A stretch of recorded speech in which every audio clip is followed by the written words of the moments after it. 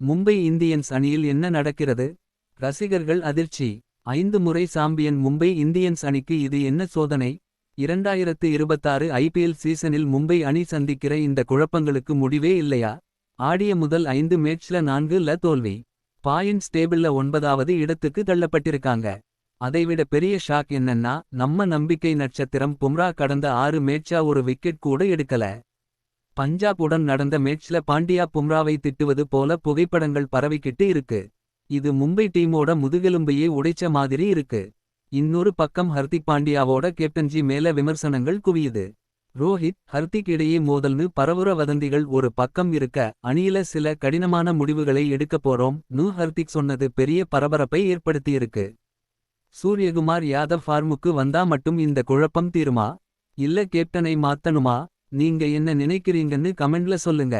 Cricket பத்தின அப்டேட்ஸ்க்கு info sports 360 ஐ subscribe பண்ணுங்க.